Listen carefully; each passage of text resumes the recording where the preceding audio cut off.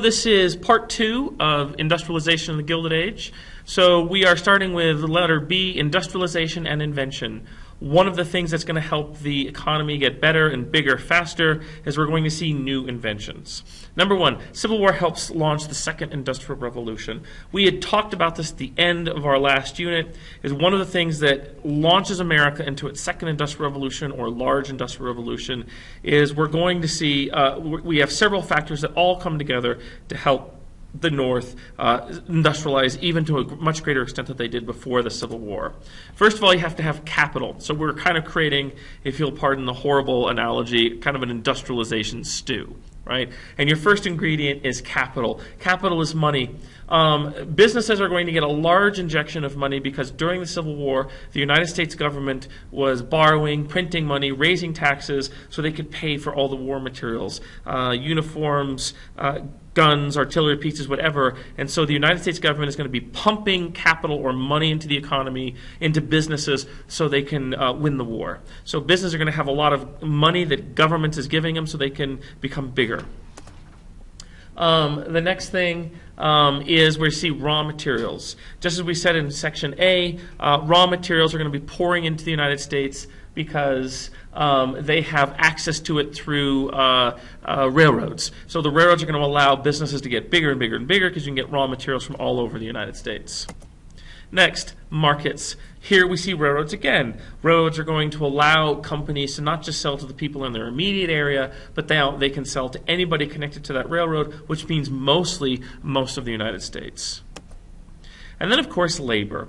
As we said before, you need cheap labor. It's the biggest expense for business, so you need cheap labor to help your company grow, but grow profitably. And, of course, immigrants are going to provide that cheap labor. And then the weakened South. The United States government is going to be controlled by Republicans during the Civil War, and so they're going to pass a whole bunch of legislation that is going to protect American businesses, like the Morrill Tariff of 1862, forcing Americans to buy northern goods. In addition to that, because the South is out, the North can create the Railroad Construction Act of 1862, which allows us to go get those raw materials.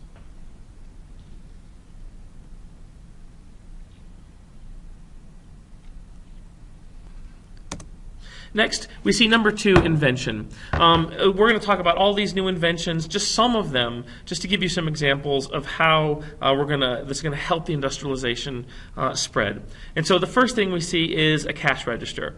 A cash register is what you do. Before we had cash registers, people would go to a store, or they'd go to a business, and let's say a grocery store, and somebody would have to meticulously, by hand, write down all the items that you were buying, and then write the prices down, and then calculate it up by hand.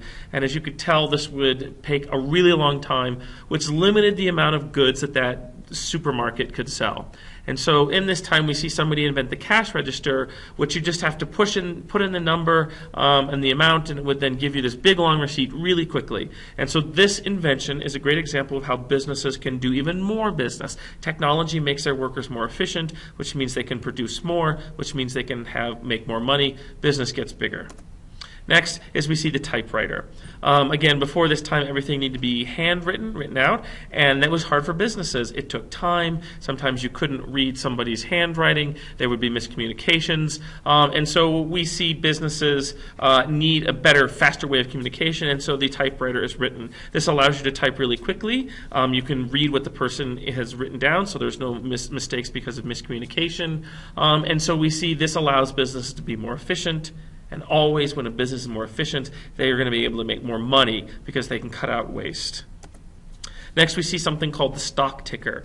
The stock ticker is a device that's hooked up to a telegraph. And so let's say that you're in Denver, Colorado, and you want to invest in the stock market, but it's really hard because you don't know whether the price of the stock you're about to buy is up or down. If it's at a low price, that would make it a good reason to sell or whatever. You don't have up-to-date information, and so you're going to be making stock purchases based on old information, which is not a good way to compete with people in New York. And so the stock ticker, they send information down the telegraph wire to wherever you are. It's hooked up to this ticker, and the ticker will constantly roll around and around printing up-to-date prices of stocks that you might want to buy or sell. So now more people can invest in the stock market. And when that happens, now you have more investors, so companies can get richer because they have more people who can buy their stock. And of course, we get even better forms of communication with the telephone. In 1876, Alexander Graham Bell invents a way of communicating across great distances by voice. Before this time, you had the telegraph, which was great, but you had to have somebody who could understand Morse code and do the dots and dashes, and that would take time to transcribe and find somebody who could understand the code. And so now I could just pick up a phone in Denver, Colorado, and I could place my order for such and such amount of goods I need, or I could order a stock, or I could buy a bond. And so now, again, businesses are more interconnected. We have investors being connected to businesses, and so we see businesses could be able to grow. And again, the overall trend you need to understand is that businesses get bigger and bigger and bigger through competition and through better technology. Next, new inventions continued. We see the refrigerated car. This is certainly going to help people who grow food or who are ranchers. If you grow perishable food, food like tomatoes that are going to spoil, or if you run a meat packing plant and you slaughter 10,000 cows in a day, in the past, your business can only be so big because those cows, the meat will spoil. But now that you have refrigerated cars, you can have huge meat packing industry in Chicago that can slaughter those 10,000 cows, put them on ice, they'll stay cold in the refrigerated car, and then you have literally the whole entire United States to sell it to. And so your meat packing company, there really is no limit to how big you can be. Companies get bigger and bigger.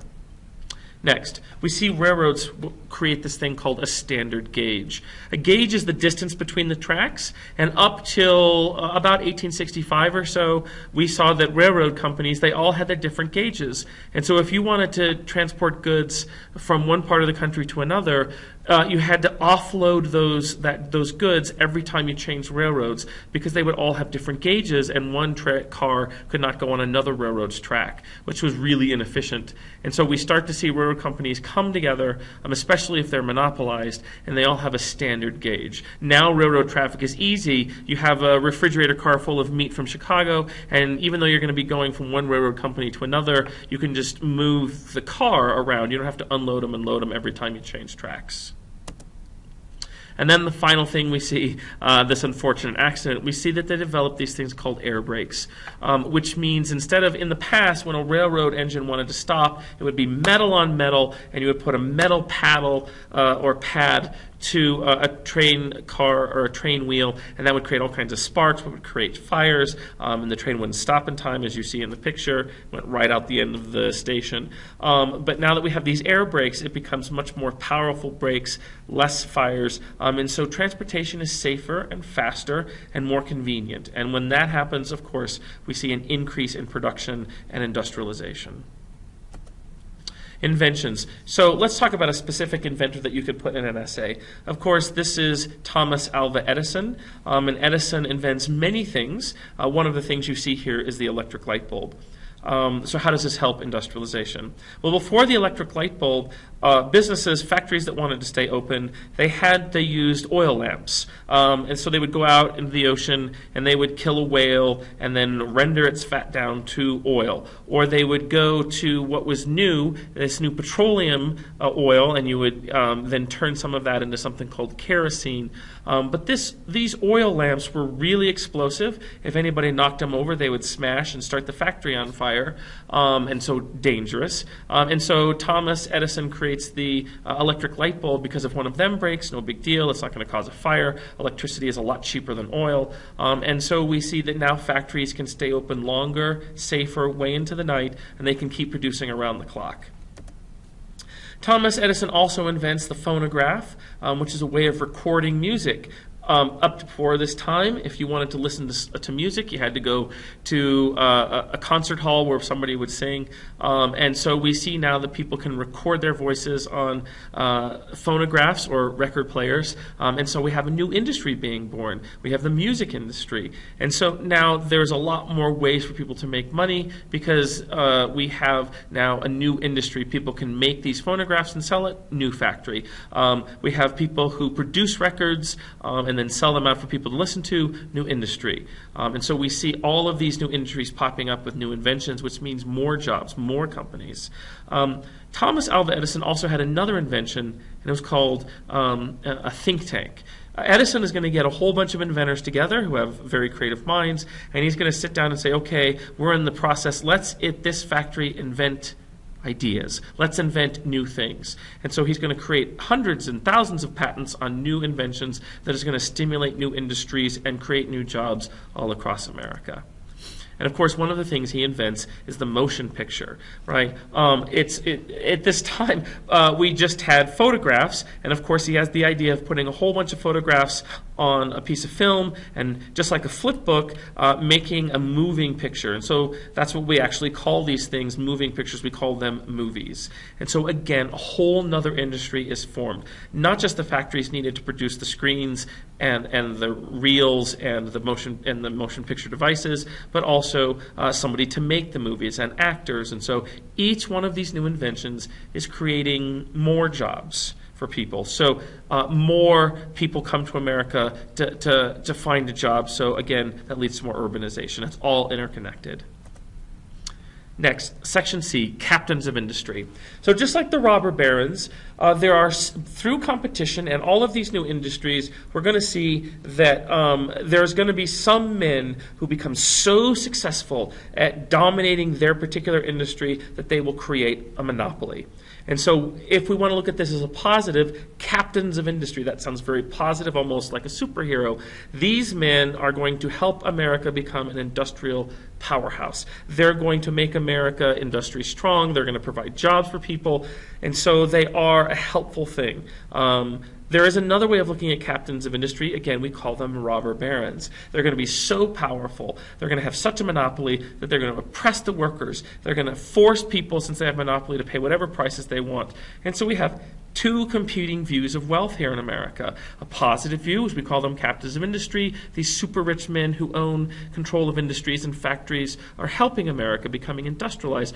Or we can view them as bad people, robber barons who are going to oppress the workers and overcharge their customers. And of course, we see in the picture, this is a view of wealth, of choosing to view the rich people on top as evil people who are going to oppress the peasants, oppress the workers, and they're going to have to support all of the wealth of the riches through their backs and hard work. As you can also see in the bottom right-hand corner with the pickaxe and the sledgehammer, we're starting to see the beginnings of communism in America. We'll talk more about that later because those two things come together to form the communist symbol. All right, so here's one of our captains of industry, and this picture on the right shows you the positive view. This is Andrew Carnegie. He is going to make his fortune in steel, and so we see that he is providing jobs for America. He's creating money for America. He's providing opportunities for America, and so we have, again, these competing visions. Are these super rich men robber barons? Are they oppressing people? Or are they captains of industry? Are they helping America become strong and wealthy?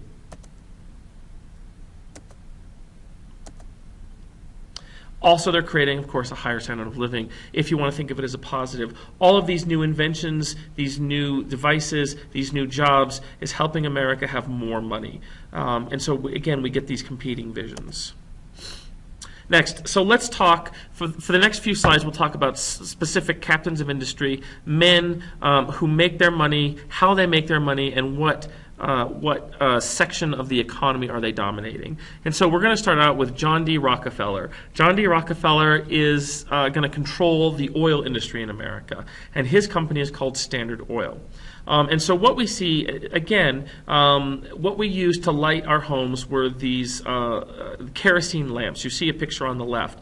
And kerosene is made out of oil that you dig out of the ground, petroleum. Now, Rockefeller does not make his money by going and drilling for oil, right? Oil is in the earth. It's hard to find. It's risky. And Rockefeller did not want to risk his fortune that he already has on looking for oil because it's a hit or miss kind of thing. So he does not go out and drill for oil. What he does do is he starts building refineries. Refinery is where we turn that oil into kerosene. to light and heat our homes. And so he says, look, this is a much better industry to dominate because I don't have to have risk here. I don't have to go dig for the oil, drill for the oil. The oil is going to come to me. Let other people take that risk. What I'm going to do is I'm going to create the refinery. I'm going to control all the refineries in America. And so if people want to buy oil or kerosene, which is refined from oil, they're going to have to buy it from me. And so John D. Rockefeller and Standard Oil continued. Rockefeller, even though he's a capitalist, he believes that competition is bad. He doesn't like the people he's competing against, the other people who own oil refineries. And he says that this is wrong because if I have to have an oil refinery, my competition has to have an oil refinery. We're not going to share one. And so that creates duplication of facilities. It also, because of competition, drives down my profits. It would be much better if I just owned all the oil refineries, then I could charge whatever I want. So he is going to try to get rid of competition. He's going to try to drive his competitors out of business. And of course, we called that creating a monopoly. Right? But how do you get rid of his competition? Well, we've already talked about how railroads get rid of competition, cutting prices, secret rebates, pools. He certainly is going to use those techniques too, but he's going to invent some other techniques to drive his competitors out of business. Right? And so here are secret rebates. Now, we talked about this in the railroad industry, but he's going to employ this too. So here you have John D. Rockefeller, and if you can remember the previous slide, he has his refinery, and so he has to get the oil from the drill to his refinery, where he refines it into kerosene, and then he has to send the kerosene out to his customers. So he does depend on railroads on both sides of his business, bringing the oil in, sending the kerosene out. And so a big part of his cost was paying railroad companies to transport his goods. And so what he does is he goes to railroad companies and says, look, do you want my business or not? And of course the railroad companies do. And so he says, you need to give me a secret rebate. If I'm going to use your railroad company, you're going to pay me to use your railroad company. And so this is another revenue stream for him. This is another way for him to get money. Now, his competitors, his other refining companies that he's competing against, they don't know he's doing this because it's secret. And so they don't understand why Rockefeller keeps getting richer and richer and richer, and they're not. And he keeps paying these railroad companies to send out his kerosene. Why isn't he getting broke from this? They're having to pay the railroad companies. Little do they know that the railroad companies are paying him. And so we see that he uses a secret rebate. Next, he gets the railroad companies to give him information on his competitors, customers, and production. And so John D. Rockefeller also says, look, railroad companies, if you want my business, I want you to tell me what that other company is doing. How much are they charging for their kerosene? Where are they getting the oil from? And he uses that then to drive his competitors out of business. He undercuts their prices because he knows how much they're charging. And so he is certainly using these kind of hardball tactics, these slightly illegal tactics to be able to drive his competitors out of business. All right. The next thing that he does is he uses this thing called horizontal integration. And so what we see on this picture is we see the production process. We see oil being taken out of the ground. We see it being put on trains as petroleum, sent to his refinery, and then once it's made into kerosene, we put it on train and we send it out to the customer. That's the production process. And so Rockefeller, again, he doesn't want to go and drill for oil. So he doesn't go out and buy a lot of oil drills and try to go find the oil. And he doesn't even buy railroad companies. We already talked about how he deals with them. And so his goal is to gobble up all the refineries in America. If he can put all his competitors out of business and own all the refineries, he controls that one stage of the production process, and it's called horizontal integration, when you control one step in that production process.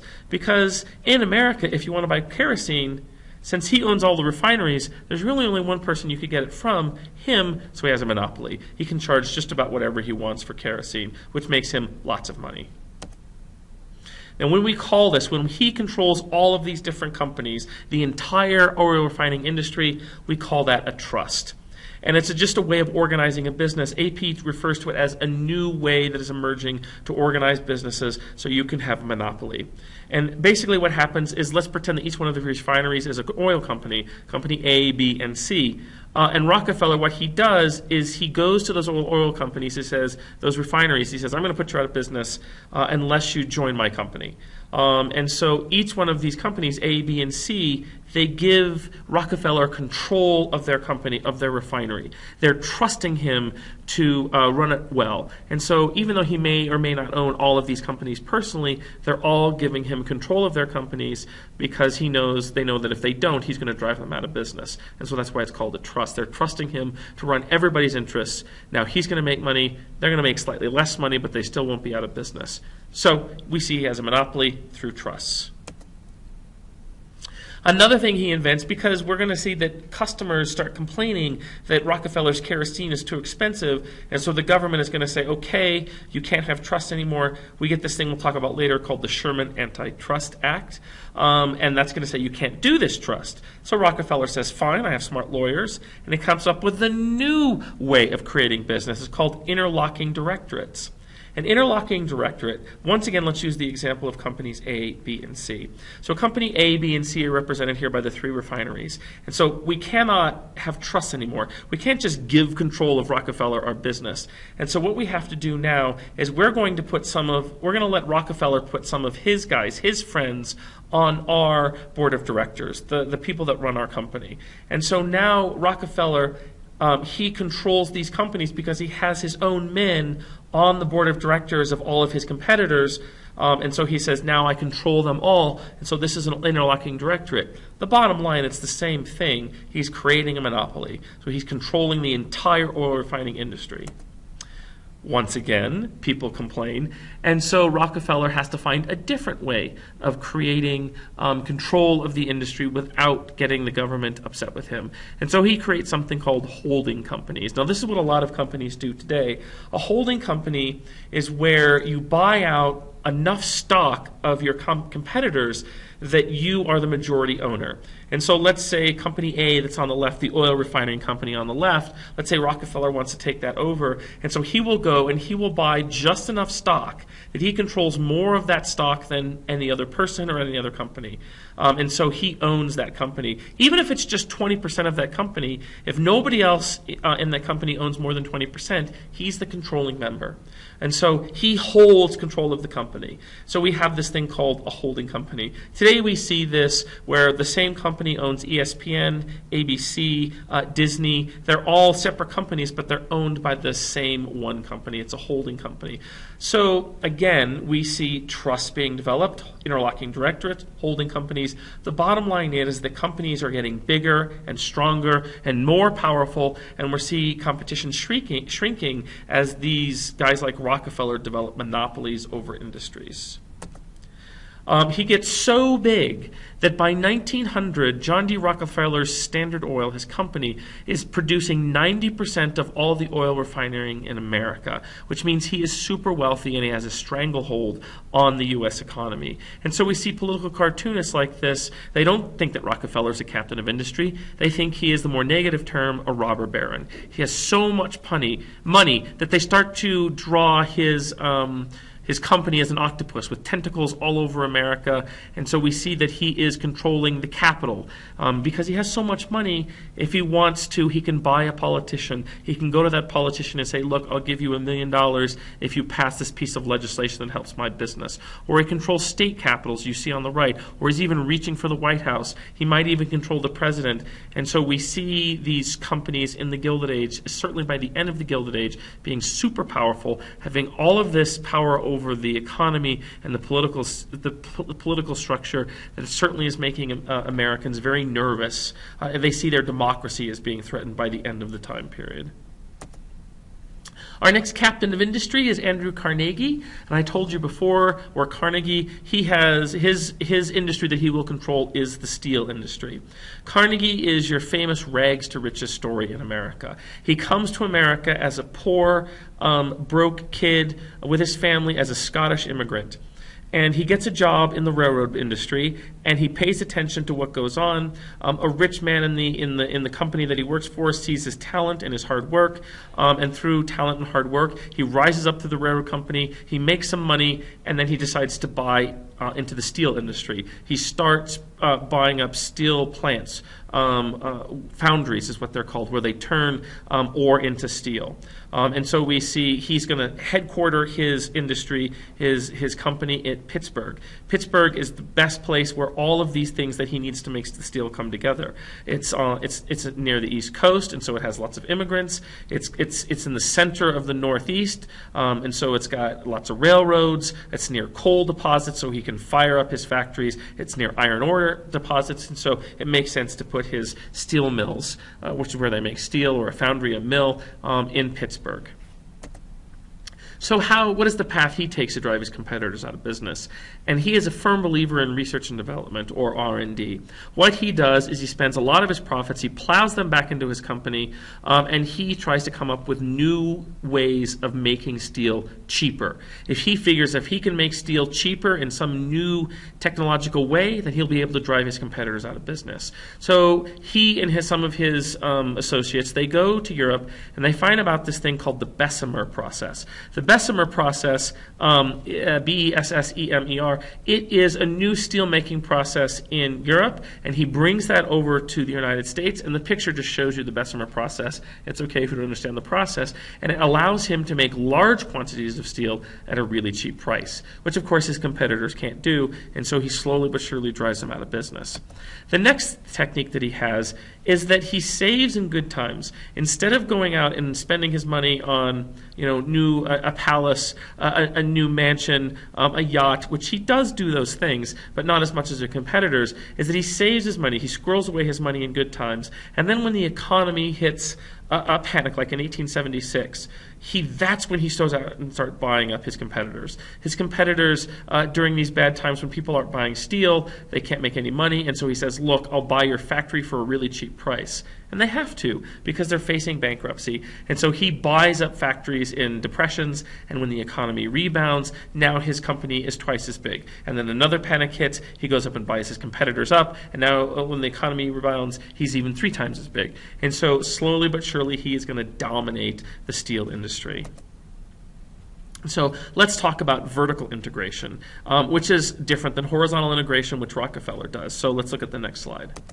Vertical integration is you control the whole production process, not just one step. That's horizontal integration. He's going to do vertical integration, which means he is going to go out and buy his own ore mines. And then he's going to go buy railroads, and he already has his iron mills, and then he already has his railroads. And so he never has to pay anybody else. Like on Rockefeller did still have to pay railroad companies, even though he got secret rebates. That's still money out of Carnegie's pocket. And so he doesn't want to have to pay anybody anything for his company. And so he goes out and he buys his own railroads, which means he doesn't have to pay anybody to bring the ore into his factory or to send the steel out to his customers. And then he also buys his own mining companies. And so he's mining his ore, and he can mine it cheaper than everybody else because he owns his own companies, he owns his own railroads, he owns his own steel mills. And this is called vertical integration. And so this is one thing that Carnegie does to get his steel cheaper than everybody else to his customers.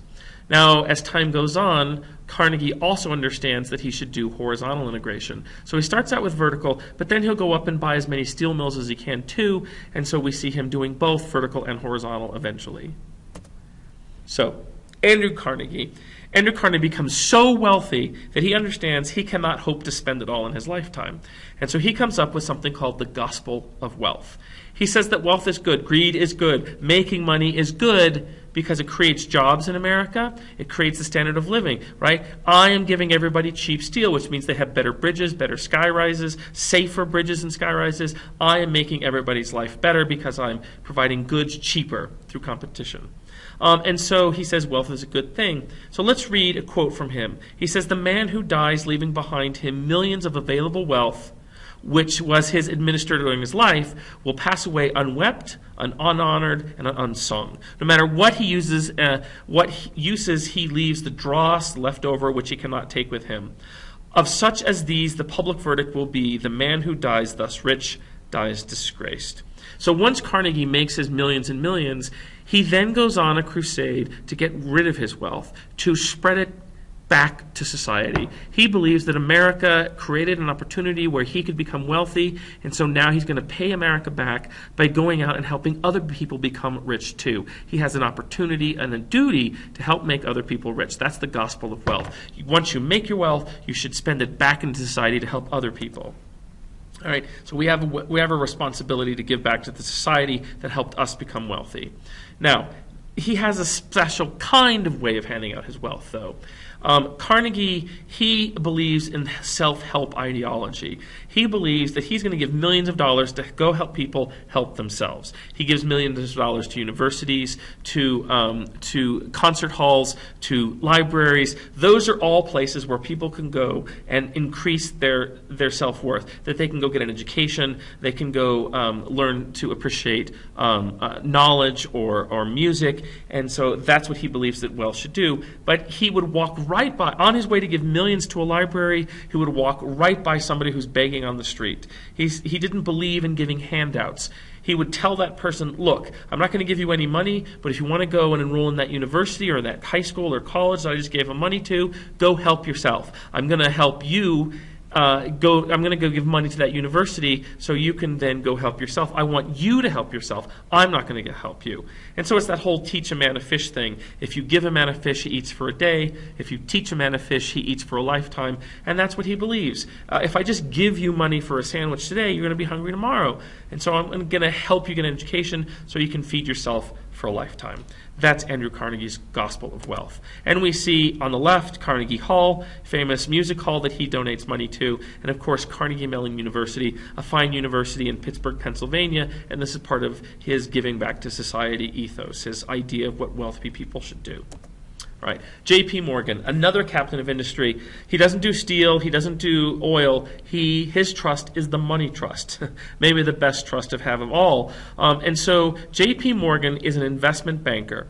In other words, he is the person you go to. If you have money and you want to invest in the stock market, he's going to be the one that will invest it for you. He knows the stock market in and out. He knows how companies are doing.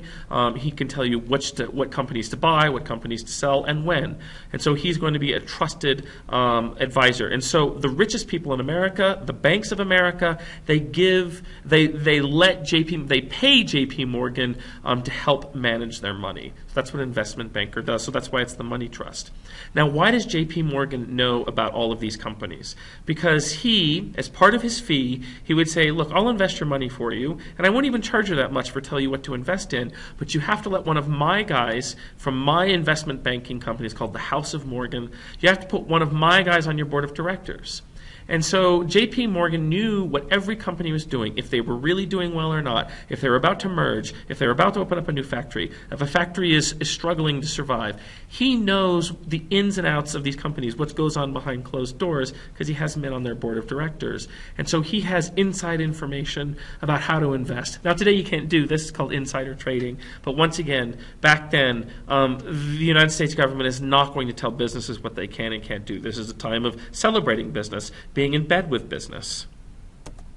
Right. So in 1901, J.P. Morgan creates the first billion-dollar corporation in America. J.P. Morgan, he convinces Andrew Carnegie to sell all of his steel mills, and he joins it with other steel companies, and they join together and create U.S. Steel, which is the first billion-dollar corporation in America.